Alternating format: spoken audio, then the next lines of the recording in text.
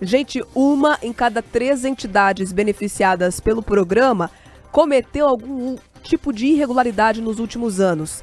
Essas informações foram divulgadas pela Secretaria Estadual da Fazenda durante uma coletiva de imprensa.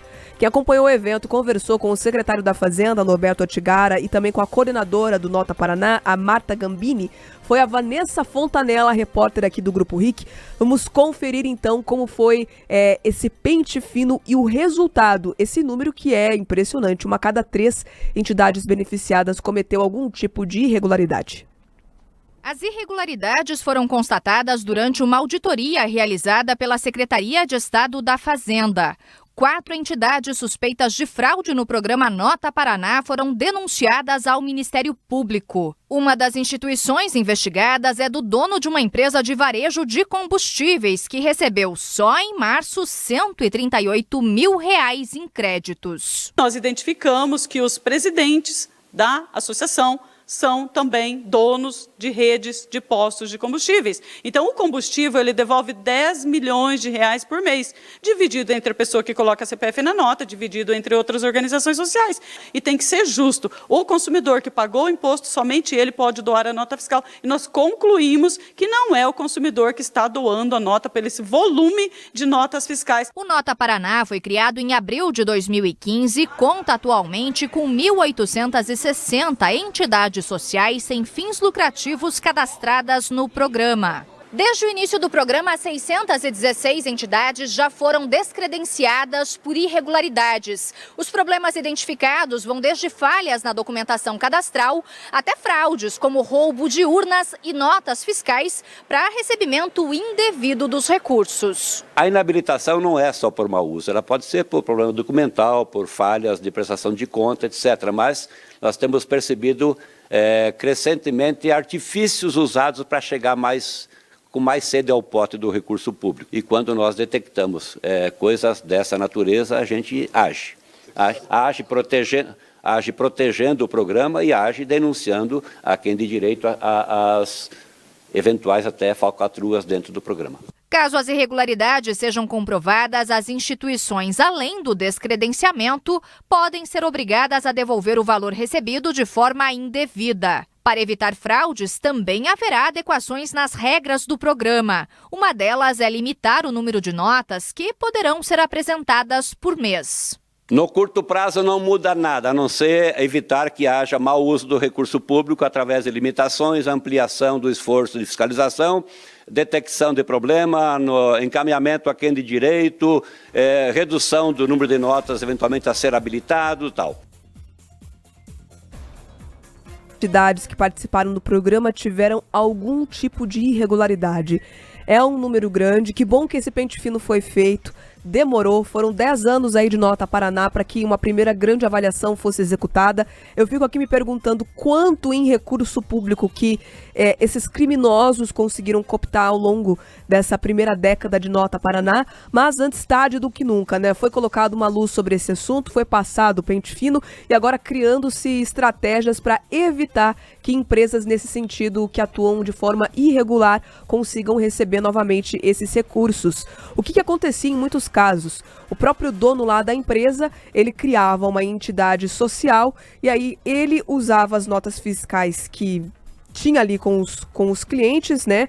Os clientes não pediam, por exemplo, o CPF na nota, a empresa não entregava a nota, ele colocava aquelas notas no cofrinho da entidade que ele tinha criado, uma entidade que sequer exercia algum tipo de papel social, mas assim teve gente que conseguiu, Carlos Kobach, movimentar mais de R$130 mil somente agora, no mês de março. É um dado impressionante. E a gente aqui torcendo para ganhar os R$100 no sorteio mensal, né? Eu só ganhei 10, eu nunca passei dos R$10.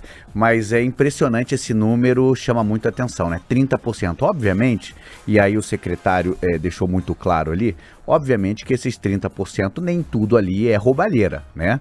Ali tem muito caso de falha de documentação, que isso pode ser arrumado rapidamente, né? Agora, de 1.800 entidades cadastradas, 600 está com algum tipo de problema, é um número muito alto.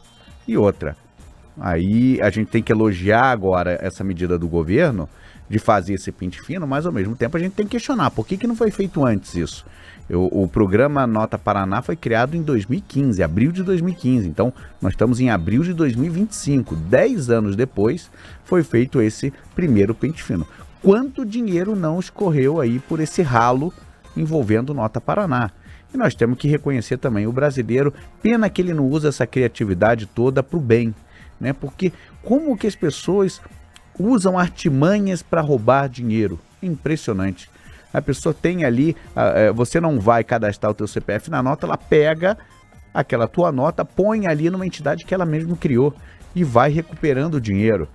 Então assim, e as entidades que tanto precisam, né, que nessa coletiva o secretário pontuou bem, a Paz, associações importantes de referência de combate ao câncer que precisam tanto de recurso para se manter, e você vê vagabundo, né? Vamos dizer, porque quem rouba esse tipo de recurso tem que ir para a cadeia. E aí, como eu falei, infelizmente esse pente fino veio agora, uma década depois, mas ele veio, é preciso a gente pontuar isso, e agora o Ministério Público tem que tomar ciência.